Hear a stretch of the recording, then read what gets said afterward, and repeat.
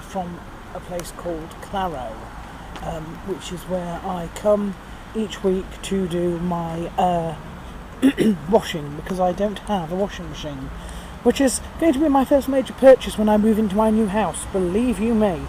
One of the things I hate most is not just the price. You know, you're talking £3 to wash and £1 to dry, and that's per wash. So I'm washing 2 washes today, so that's £8 in total. It's not just that, it's the fact that you have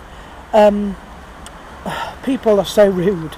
There's this one woman who's come in, and thank goodness she's not washing as well, but I think she's just drying, but she's got 6 of the dryers on the go at once. And there's only 10 dryers, so what are the rest of us supposed to do? I suppose we're supposed to wait while she finishes her drying. So it's going to be a short blog this week. I have already filmed this blog once. I filmed it in Harlow Car Gardens, and this camera, which is my old camera, is beginning to falter, and I can't decide if that's the card or if it's actually the camera itself, because the camera is now getting to the stage where I'm expecting it to break down. So now there are a number of bombshells. The first is that we are on mortgage number 3. Yes, 2.5 weeks after submitting our mortgage to Nationwide, they have turned round and rejected it. And the reason they've rejected it is because the guarantor will be over retirement age by the time 35 years mortgage is up. Now, we did question this with the hello, there's a car coming here. We did question this with the the guy who's our financial advisor, and he said, well, it shouldn't matter, because obviously you're going to rearrange your mortgage after the set period's finished anyway, either 3 or 5 years, I can't remember now, we've had so many. And of course then you can drop the guarantor status as you pay more back. So, and of course with the pension age going up, there's nothing to say that my father actually won't still be working by the time I'm finished with my mortgage. Sad though that may sound, but they wouldn't have it. So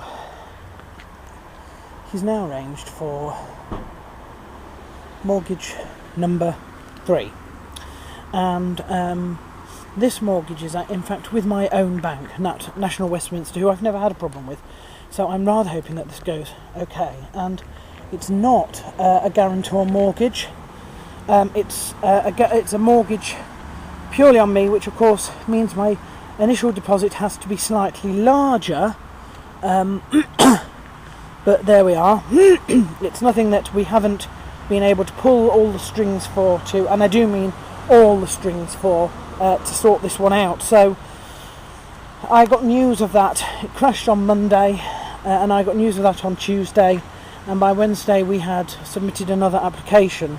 Now obviously my financial advisor is now needing to see new evidences, as the old ones are out of date, so I've been posting them off, and of course there would be this week a delay in the pay slips from my employment, so that's delayed that.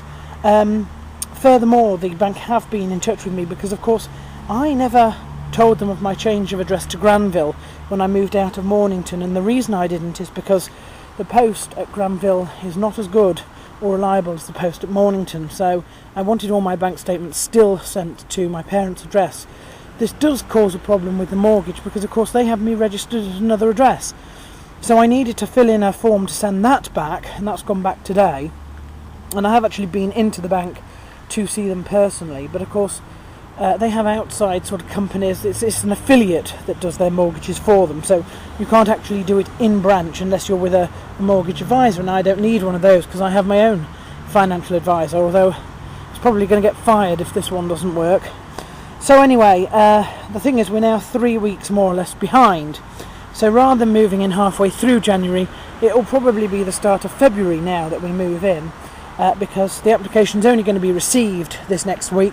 Valuation now won't take place until the start of January, which means completion and contracts will be the middle of January, and we'll be moving in February. But there we are. I was annoyed about it, very annoyed about it, but I'm beginning to, you've just got to crack on with the next thing, haven't you? Anyway, hopefully that still works out. I have been thinking, however, and the second bombshell is that I am not going to the US in March for my 30th birthday. American Dreams Tour 3 has been cancelled, except for the house. If the house does eventually fall through, then I will treat myself. But otherwise, I can't. And the reason is twofold. First, most of this was going to be done on credit, and credit still has to be paid back.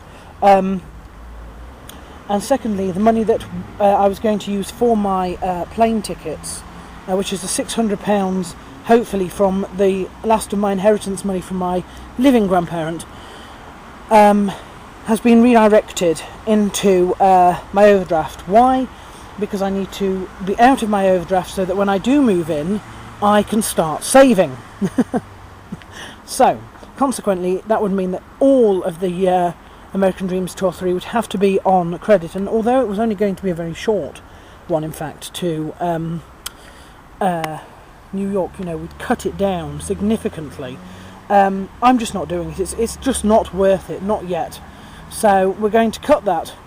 What are we going to do with the rest of the money that doesn't fill the overdraft? Well, if there is any, I am dabbling with the idea of hiring out the Sun Pavilion in Valley Gardens for a small birthday bash to celebrate my 30th. I wanted to do that for my 21st, but my parents wouldn't pay for it. But that will depend, obviously, on how much it costs, how much we have left over after filling the overdraft, and such. So that's something that we won't be able to know for a good while yet. And that is where we stand. It's been a very busy week. Like I say, we did visit Harlow Car, but there's not a lot to show for it because of the camera playing up. And of course, we've had our carol concert at St Mark's. We've been carol concerting this week at elderly care homes with people from work, Tuesday, Wednesday, Thursday, and we've had